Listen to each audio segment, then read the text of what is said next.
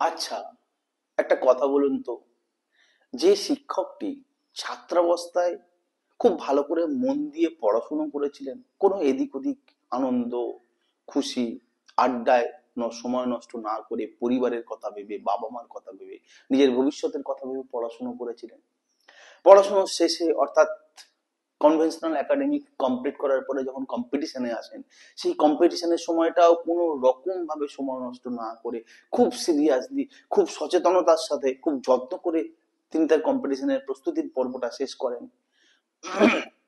এবং তারপরে স্কুল সার্ভিসে জয়েন করেন, একটা শিক্ষক হন এবং তার এই চাকরির ফলে এবং বলে তিনি হয়তো লোন নিয়েছিলেন, তিনি একটা বাড়ি করেছেন, তার একটা ইএমআই যাচ্ছে, তিনি হয়তো কিছু পার্সোনাল লোন নিয়েছিলেন, তার কিছু পার্সোনাল দরকার ছিল সেগুলো মেটানোর জন্য। তিনি এবার কি করবেন? তিনি কি কোনো কঠিন পথ বেছে নেবেন তার এরকম আচমকা সহসা চাকরিটা চলে যাওয়ার ফলে? তিনি কি আত্মহত্যা করবার পথ বাঁচবেন?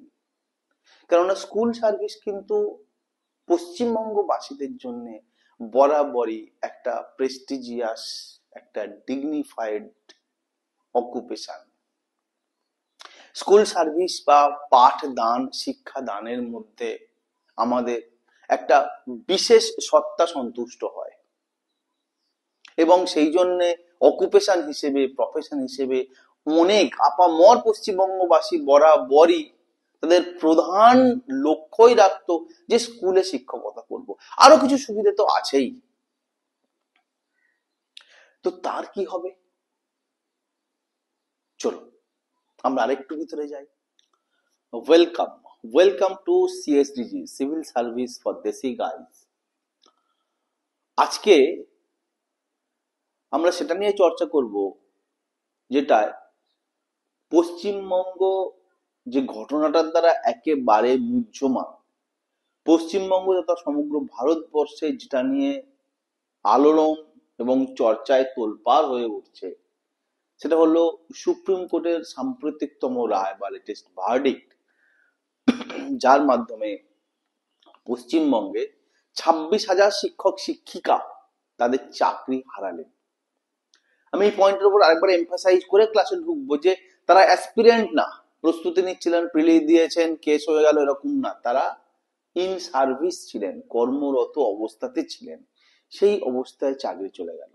এই বিষয়টা পশ্চিমবঙ্গের ক্ষেত্রে কেবল বিস্ময়কর নয়, অভূতপূর্ব, আগে কখনো ঘটেনি বলেই আমার মনে হয়। তার কারণ ছোটবেলায় যখন এই জগতে প্রথম নামি, তখন শুনতাম কিছু কিছু ক্ষেত্রে বিহার, ইউপিতে এরকম ঘটনা ঘটতো যে চাকরি করছে অথচ প্যানেলটাই পুরো ক্যান্সেল হয়ে গেল এবং চাকরি করা অবস্থাতে চাকরি খুইয়ে দিল। তো তাতে শোনা গেল যে নতুন সরকার এসছে, আগের সরকারের প্যানেলের কিছু করাপশনের চার্জে সেটাকে ক্যান্সেল করে দিল, এটসেট্রা এটসেট্রা। বাট সেটা পশ্চিমবঙ্গে কখনোই ছিল না। তার কারণ ওইসব রাজ্যগুলো আমাদের চোখে সবসময় ওই রকম। বাট আজকে যে ঘটনাটা ঘটলো সেটার উপরে আমরা আলোচনা করব, আমরা একটা কেস স্টাডি করব এবং আমরা দেখতে চাইবো যে এটা ঠিক না এটা ভুল, এটা কি। অবশ্যই একটা কথা শুরুতে বলে রাখি যে সুপ্রিম কোর্টের ভার্ডিক্ট আমি এর মধ্যে ইন ডিটেল ডিসকাস করব না এবং আমার কোনো কোনো অ্যাঙ্গেল থেকেই আলোচনায় সরকারের পদক্ষেপ, সরকারের সিদ্ধান্ত, তার চিন্তা ভাবনা নিয়ে চর্চা বিশ্লেষণ নেই। আমি জাস্ট যে ঘটনাটা ঘটলো, যে বিচারটা এলো, যে রায়টা এলো, সেই রায়ের কি পরিণতি, কি ফলাফল, সেটা ঠিক না ভুল। অবভিয়াসলি ঠিক না ভুল এটাও সিএসডিজি বলে না, সিএসডিজি ঠিক না ভুল এটা বিচার করা দায় বা বিচার করার বিষয়টা তার ছাত্রছাত্রীদের ওপরেই ছেড়ে দেয়, রাইট? আমরা শুধু তার প্রস কনস গুলো তুলে ধরি, তার বৈশিষ্ট্যগুলো তুলে ধরি, যাতে আমাদের ভিডিও দেখে একজন মানুষ সঠিকভাবে বিচার করতে পারেন, জিনিসটা সঠিকভাবে সিদ্ধান্ত নিতে পারেন কোনো একটা বিষয়ের উপরে। আমাদের কাজ এটাই। এবং আমরা মনে করি যে একটা একটা ইনস্টিটিউশনের নিরপেক্ষভাবে বিশ্লেষণ করে দেওয়ার বা বিশ্লেষণ করে বুঝিয়ে দেওয়াটাই তার প্রধান কাজ এবং প্রথম কাজ। আমরা ঠিক সেটাই করব। তো বিষয়টা কি, বিষয়টা ঠিক না ভুল, বিষয়টা স্টিগমা অর বুন, এটা একটা খারাপ না ভালো সোজা কথায়? এখন অবভিয়াসলি অনেকের কাছেই এটা খারাপ, ভীষণ খারাপ, এবং হয়তো সবচেয়ে বেশি খারাপ তার জীবনের জন্য। আবার কেউ কেউ এটাকে ভালোও মনে করছেন। আমি তাদেরকে নিয়ে ডিসকাস করবো না এখানটায়, যারা পরশ্রী কাতরতার থেকে এটাকে ভালো মনে করছে যে ঠিক হয়েছে, বেশ হয়েছে, তারা আলোচনায় নেই। কোনো একটা কারণ দ্বারা কেউ বিচার করে বলছে যেটা ভালো হয়েছে, সেই ভালোগুলোর বিচারগুলো নিয়েই এখানে আমরা ডিসকাস করবো। সো টোটাল একটা সোশ্যাল ইম্প্যাক্ট কি হলো এই ক্লাসে আমরা করব, খুব তাড়াতাড়ি পয়েন্ট ওয়াইজ ডিসকাস করব এবং স্টার্ট করব।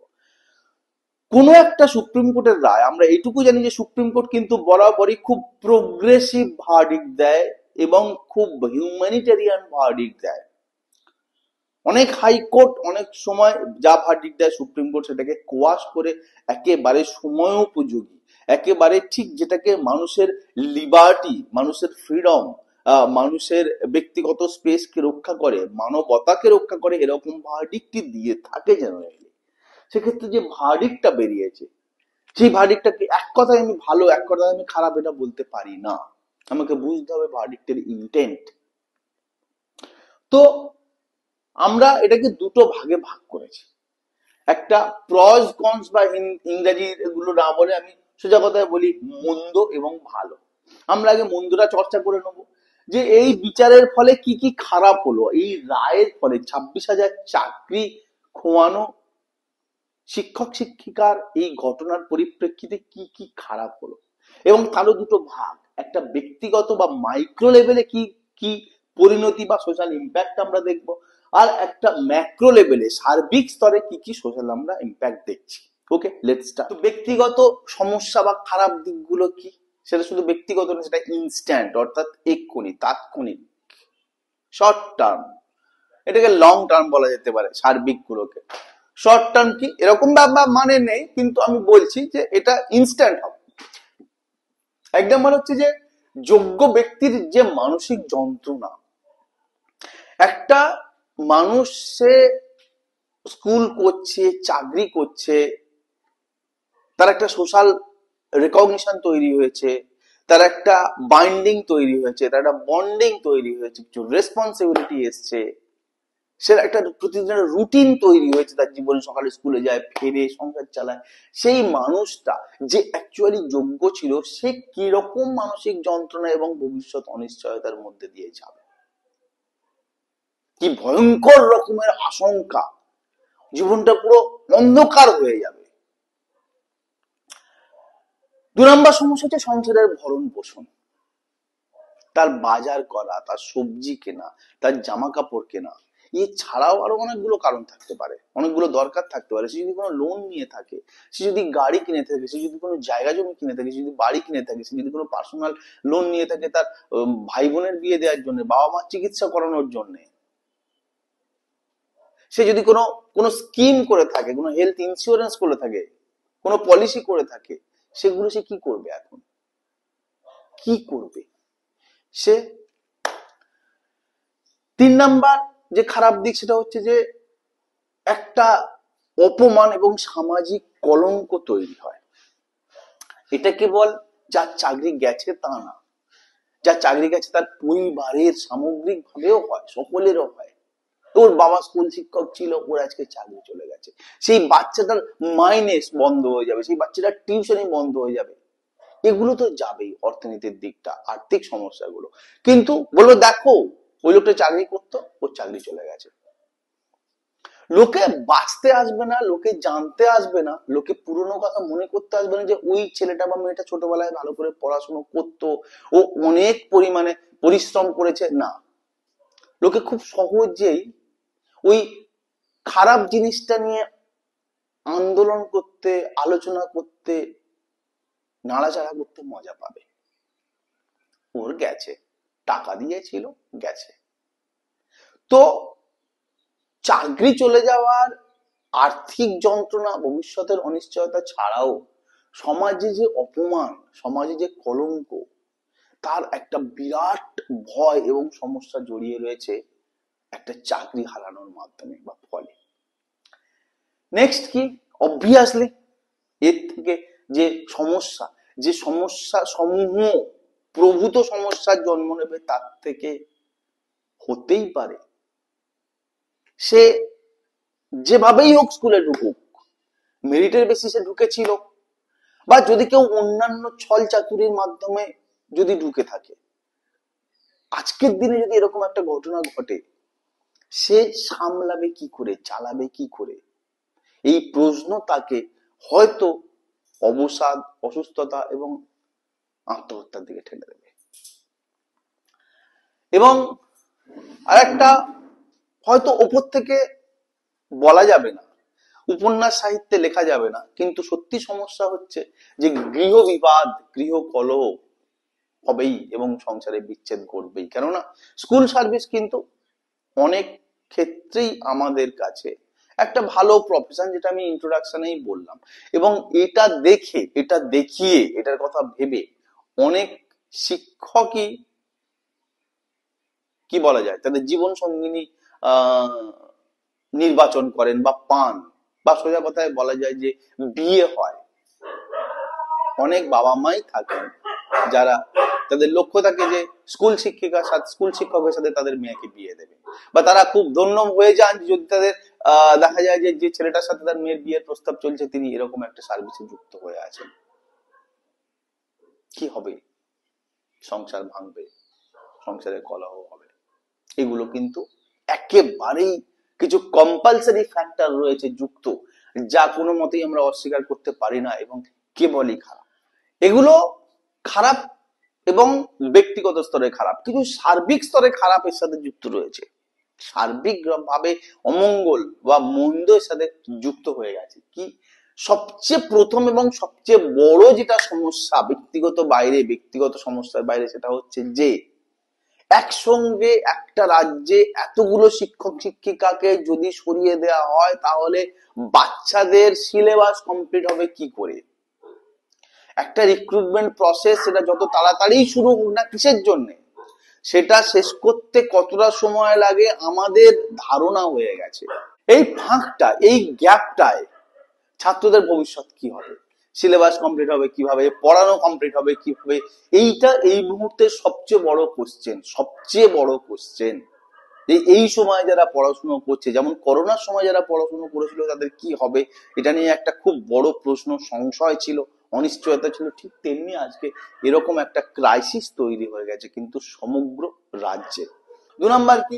2 নাম্বার, এত পরিমাণে শিক্ষক কমে গেলে, অর্থাৎ সব স্কুল থেকেই এত পরিমাণে ভ্যাকেন্সি ক্রিয়েট হলে, টোটাল স্কুল অ্যাডমিনিস্ট্রেশনটাই একটা প্রশ্নের সামনে, চ্যালেঞ্জের সামনে দাঁড়িয়ে যাবে। তার কারণ একজন শিক্ষক শুধু একটা ক্লাসে গিয়ে পড়ান তা না, তিনি ওই স্কুলটাকে সঠিকভাবে পরিচালনা করতে, সেই সাবজেক্টটাকে সঠিক জায়গায় নিয়ে যেতে, ভালো স্টুডেন্ট তৈরি করতেও তার রোল, সেই স্কুলের ওভারঅল রেজাল্টে তার রোল অপরিহার্য, অনস্বীকার্য। তো বলা যেতে পারে যে এডুকেশন সিস্টেমটাই একটা সেটব্যাক খেয়ে যাবে এরকম একটা ঘটনার জন্য। নেক্সট কি? নেক্সট হচ্ছে অর্থনীতিতে প্রভাব। অর্থনীতিতে প্রভাব কিভাবে হয়? দেখো, একজন শিক্ষক বা একজন কোনোভাবেই যিনি তার সংসারের উপার্জন করেন, আর্নিং মেম্বার, যদি চাকরি হারিয়ে ফেলেন বা কাজ হারিয়ে ফেলেন বা আর্নিংটা নষ্ট হয়ে যায়, তাহলে তার মাধ্যমে যে ইকোনমিটা সার্কুলেট হতো, ইকোনমিতে তার যে কন্ট্রিবিউশনটা ছিল, অর্থাৎ তিনি কিছু উপার্জন করছেন, সেই উপার্জনের ফলে তিনি কিছু কেনাকাটা করছেন, তিনি কিছু লোন নিয়েছেন, সেই লোনের ফলে সেই ব্যাংকে টাকা যাচ্ছে, সেই লোনের ফলে সেই ইন্স্যুরেন্স কোম্পানিতে টাকা যাচ্ছে, তিনি জামা কাপড় কিনছেন, দোকানে টাকা যাচ্ছে, তিনি সবজি কিনছেন, সবজিওয়ালারা টাকা পাচ্ছে। এইভাবেই না ইকোনমিতে মানি সাপ্লাই হয় এবং সার্কুলেট হয়। তো এই পুরো সার্কুলেশন প্রসেসটা, এবং কেবল তিনি নয়, তার পরিবারের সকলেই কেউ মোবাইল কিনছে, কেউ ড্রেস কিনছে, কেউ জুতো কিনছে, কেউ খাবার দাবার কিনছে, আমরা প্রতিদিনের জন্য ওষুধ কিনছি আমরা। তাহলে আমরা যে পয়সার উপার্জন করছি, সেই পয়সাটা কিন্তু প্রত্যেকের কাছেই চলে যাচ্ছে। তারা আবার এই আমাদের এই পয়সাটাকে উপার্জন হিসেবে পেয়ে তারাও কিছু তাদের খরচ করছে। এইভাবেই যে সার্কুলেশন হয়, এটা কিন্তু দারুণভাবে ক্ষতিগ্রস্ত হবে। এতে আপাতত হলেও সামগ্রিকভাবে অর্থনীতিতে একটা ধাক্কা পৌঁছবে।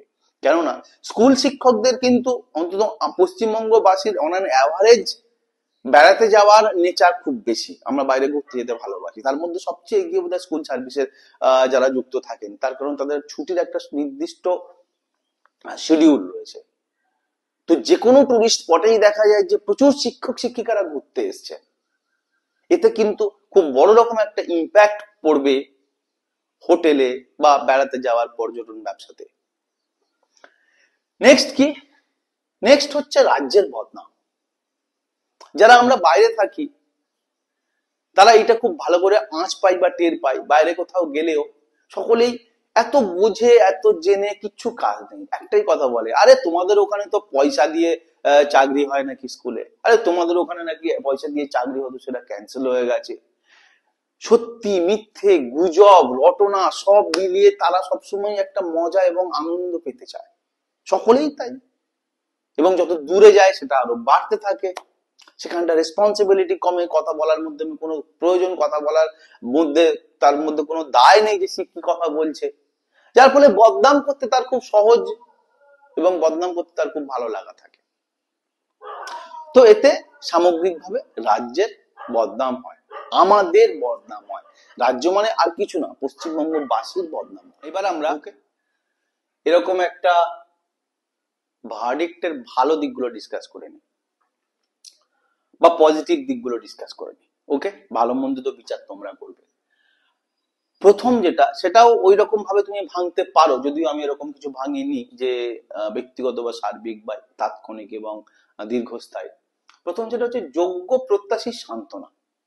যে স্টুডেন্টটা অনেক ভালো করে পড়ছিল, অনেক পরিশ্রম করছিল, কিন্তু অন্য কোনোভাবে চাকরি পাওয়ার ক্ষমতা তার ছিল না, পরীক্ষা দিয়ে সফল হওয়ারই তার কোনো সুযোগ ছিল, তার সুযোগটা বঞ্চনা করা হয়েছিল বা বঞ্চিত ছিল, সে অন্তত সান্ত্বনা পাবে একটা যে না, আমি চাকরি পাইনি, ইটস ওকে। কিন্তু যে পেয়েছে সে একটা খারাপ ক্যান্ডিডেট পেয়েছে, তার পাওয়া উচিত ছিল না। এই কষ্টটা তার মনে মনে হওয়া, এটার অনেক বড় দীর্ঘ কনসিকুয়েন্স থাকে। সমাজের প্রতি সে বিতৃষ্ণা এবং হিংসা মনোভাব ধীরে ধীরে পোষণ করতে থাকবে। এরকম একজন প্রত্যাশী, সেইটা কমবে, সেই জায়গাটা একটা সান্ত্বনা তৈরি হবে যে না ঠিক আছে, আমি পাইনি, কিন্তু যে অযোগ্য সেও পায়নি, পেয়েছিল কিন্তু তারটা কেড়ে নেওয়া হয়েছে, ঠিক হয়েছে, এটা উচিত ছিল। 2 নাম্বার, মেরিট নির্ভর রিক্রুটমেন্ট। এর ফলে, এর পরিণতিতে যে রিক্রুটমেন্টটা আগামী সময়ে আসতে চলেছে বা সময়গুলোতে আসবে, তা কিন্তু আশা করা যায় মেরিট নির্ভর হবে।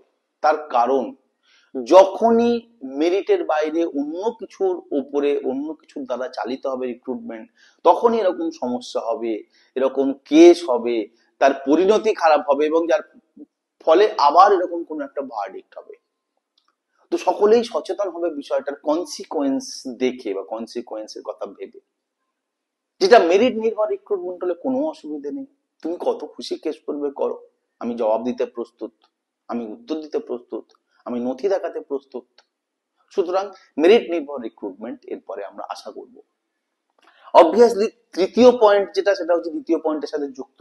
যখনই মেরিট নির্ভর রিক্রুটমেন্ট হবে, তখনই কিন্তু পাঠদানের, শিক্ষাদানের মান অনেক উপরে উঠে আসবে এবং ছাত্রছাত্রীদের ভবিষ্যৎ সুনিশ্চিত হবে।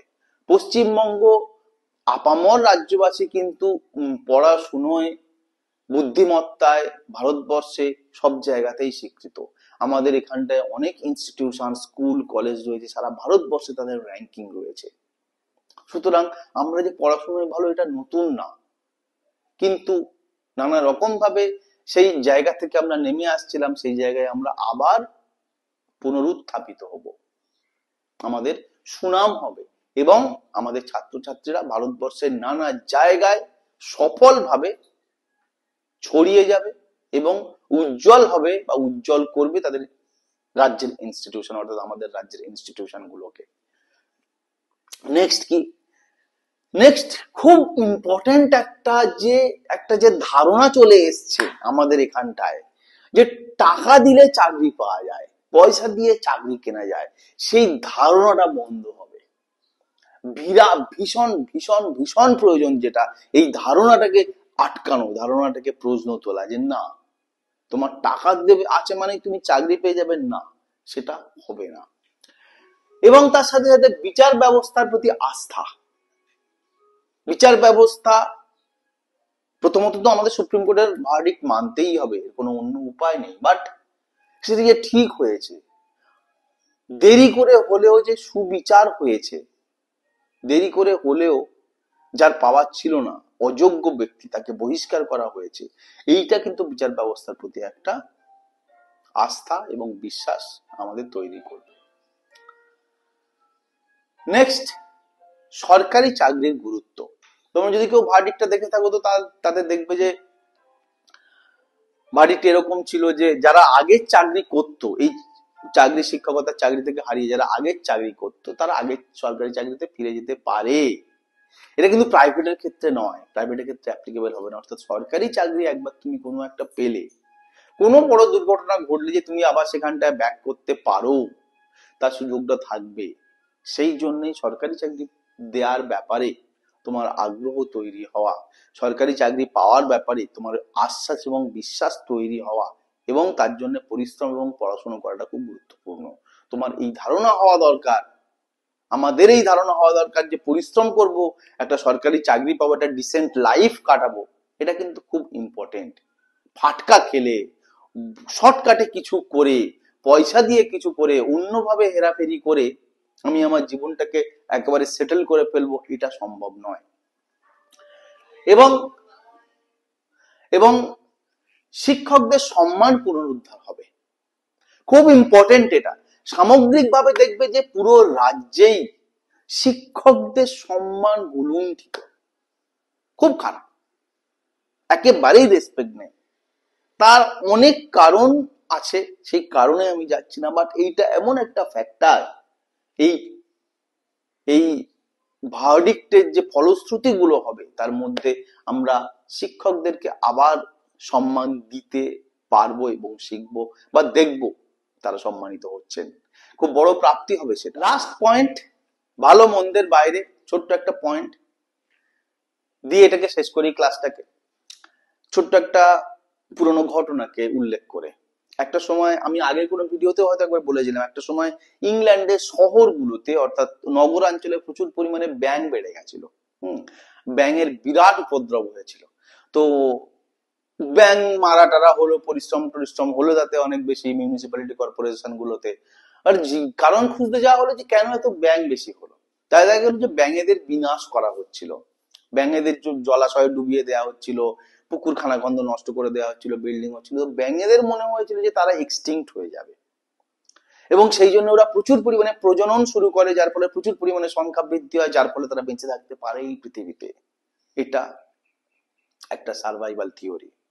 ঠিক সেম কনটেক্সটে, সেম গল্পের অনুসরণে আজকে আমরা বিহারিদের দেখি প্রত্যেকটা রাজ্যে কেন্দ্রীয় সরকারের চাকরিগুলোতে বিহারি ঝাড়খন্ডিরা ছেয়ে গেছে। তার কারণ সেই অর্থে বিহারে খুব বড় ইন্ডাস্ট্রি, খুব বড় চাষাবাদের জায়গা নেই, হয় খুব নিচু শ্রেণীর কাজকর্ম করতে আমরা ওদেরকে দেখে থাকি, অথবা খুব বড় বড় চাকরিতে সমগ্র ডিপার্টমেন্টে বিহারিরা ভরে থাকে। এটাও একটা সার্ভাইভাল থিওরি। ঠিক সেরকম ভাবে যদি 2016 থেকে আজকের হিসেব করে দেখি যে স্কুল সার্ভিসের রিক্রুটমেন্ট হয়নি, তাহলে বাঙালি বুদ্ধিমত্তার যে বৈশিষ্ট্য, যে যুবক যুবতী, যে কিশোর কিশোরী, তারা যাবে কোথায়, করবে কি, এইটাই আশা নিয়ে পড়ে থাকবে যে আবার ঠিক হয়ে যাবে, আবার রিক্রুটমেন্ট হবে, আবার তুমি স্কুল সার্ভেন্ট হবে। নাকি তুমি ঠিক করবে যে অন্য যে পরীক্ষাগুলো নিয়মিত হচ্ছে, টু সাম এক্সটেন্ট যেগুলোতে কোনো এরকম ঘটনা ঘটেনি, সেই চাকরিগুলোতে আসবে। তোমার জীবনটা একটাই, তোমার সময়টা নির্দিষ্ট, তোমার অসীম সময় নেই। যদিও সুপ্রিম কোর্ট যাদের চাকরি গেছে বলেছে যে কিছুটা এজ রিল্যাক্সেশন দেওয়া হবে এক্সামিনেশনে বসার জন্য, কিন্তু বলো দেখি যে মানুষটা তার বয়স পার করে দিয়েছে চাকরির প্রস্তুতির, তারপর সে সংসারে ঢুকেছে, তার সন্তানাদি হয়েছে, সে জীবনযাপন অন্যরকম ভাবে করা শুরু করেছে, তার এজ রিল্যাক্সেশন দিলেই সে আবার ব্যাক করে গিয়ে ওই রকম পড়াশোনা করতে পারবে যেমন কম্পিটিটিভ টাইমে সে করেছিল? সুতরাং স্বপ্নটা এখান থেকে সরিয়ে এনে স্বপ্নটা সেখানে লাগানো ভালো নয়। আমি এটার উপরে একটা মেল লাইনে বাড়ি করো, কড লাইনে নয়, ক্লাস করেছিলাম, ভিডিও বানিয়েছিলাম, পারলে দেখে নিও তোমরা। যে সেখানটায় তোমরা ড্রিমটাকে রাখো, যেটা অনেক বেশি স্টেবল, যা প্রশ্ন, যাদের উপর খুব বেশি এরকম প্রশ্ন নেই, খুব বেশি এরকম ঘটনা ঘটেনি। তোমরা বেশি পরিমাণে পিএসসির পরীক্ষা দাও, বেশি পরিমাণে স্টাফ সিলেকশন পরীক্ষা দাও, বেশি পরিমাণে ইউপিএসসি পরীক্ষা দাও, বেশি পরিমাণে কেন্দ্রীয় সরকারি পরীক্ষা দাও। কেন্দ্রীয় সরকারের বড় বড় পোস্টগুলোতে বাঙালি ছেলে মেয়ে খুব কমে যাচ্ছে, ধীরে ধীরে একেবারে নীল হয়ে গেছে। সেখানটায় এসো। তুমি বলো দেখি, একদম চাকরি করতে করতে চাকরি হারানো একটা জীবন, বা কোনো চাকরি পেলে না সব জায়গাতে, অথচ তোমার মধ্যে প্রচুর পোটেনশিয়াল কোয়ালিটি ছিল তুমি জানো, অথচ আজকে সব জায়গাতে তুমি ফেউ, ফালতু হয়ে ঘুরে বেড়াচ্ছ তার তুলনায়। হতে পারে বাড়ি থেকে দূরে এর্নাকুলামে, হতে পারে বাড়ি থেকে দূরে শিলচরে তুমি খুব ডিগনিফাইড একটা গভর্নমেন্ট অফ ইন্ডিয়ার পোস্ট নিয়ে কাজ করছো। সেটা কি ভালো নয়? সেটা কি অনেক ভালো নয় অনেক কিছুর চেয়ে? কেন তোমরা কেন্দ্রীয় সরকারের পরীক্ষাগুলো দিচ্ছ না? কেন বাংলা ভাষাভাষী আপামর রাজ্যবাসী তোমরা বেশি পরিমাণে ইউপিএসসি পরীক্ষা দিচ্ছ না? সিএসডিজি তো রয়েছে তোমাদের জন্য, যে কোনো কারণে, যে কোনো সমস্যায়, যে কোনো অসুবিধে তোমরা আমাদের সাথে যোগাযোগ করো, এবং আমরা কন্টিনিউয়াস পড়াশোনা করিয়ে যাচ্ছি সিভিল সার্ভিসের। আমাদের সাথে থাকো, পড়াশোনা করো। এবং শেষ কথাটা যেটা আমি বলে ক্লাস শেষ করি, সেটা হচ্ছে এই যে ভিডিও কোচিং, তাদের জন্য নয় যাদের অনেক সঙ্গতি আছে, তাদের জন্য যারা অনেক বড় ইনস্টিটিউশনে পয়সা খরচ করে পড়তে পারে না, তাদের জন্য যারা কলকাতা, দিল্লি, পাটনা, রাজস্থান এইসব জায়গাগুলো থেকে অনেক দূরে থাকে, তাদের জন্য যাদের অনেক রকম চ্যালেঞ্জ রয়েছে কিন্তু স্বপ্ন রয়েছে যে তারা সরকারি চাকরি করবে, স্বপ্ন রয়েছে তারা সিভিল সার্ভেন্ট হবে, স্বপ্ন রয়েছে তারা ইউপিএসসি পরীক্ষা দিয়ে পাস করবে, আইএএস আইপিএস হবে, এসডিও বিডিও হবে, তারা এসো, পড়াশুনো করো, আমরা তোমাদের সাথে আছি। Best of luck.